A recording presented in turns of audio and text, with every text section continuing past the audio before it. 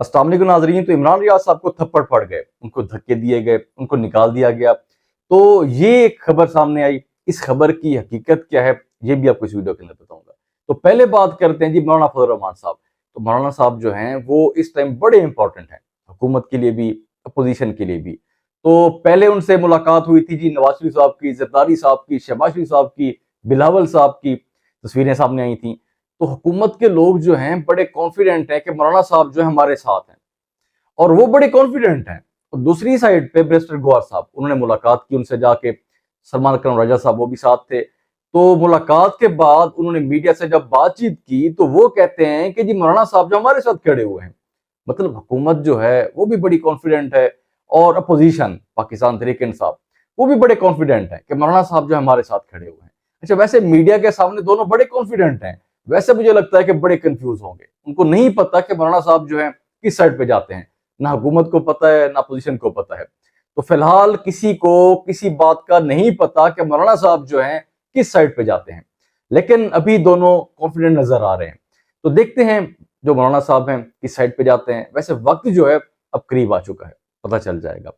तो खैर आगे बात करते हैं जी बिलावल भुट्टो जरदारी साहब। उनकी एक स्टेटमेंट सामने आई है।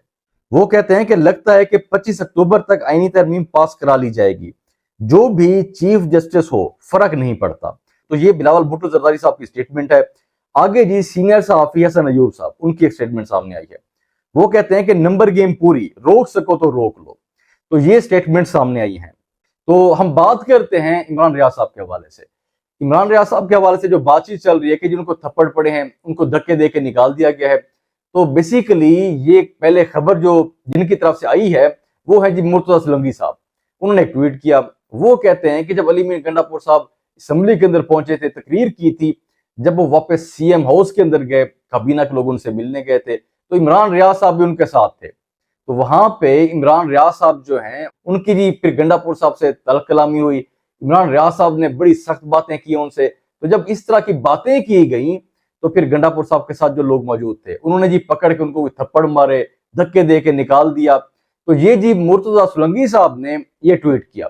तो फिर उमर चीमा साहब सीनियर सहाफी हैं, वो कहते हैं कि जिस तरीके से खबर सामने आ रही है कि थप्पड़ मारे गए, धक्के दिए गए, निकाल दिया गया, ऐसी बात नहीं है।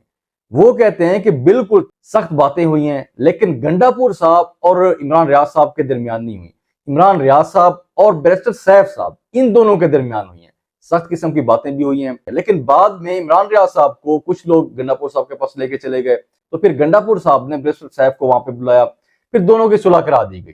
तो उमर चीमा साहब ने ये खबर रिपोर्ट की है। तो ये कुछ अपडेट्स थी। तो आखिर में आपसे दरख्वास्त है कि चैनल को सब्सक्राइब कर लें। इंशाल्लाह अगली वीडियो में मुलाकात होगी। अल्लाह हाफिज।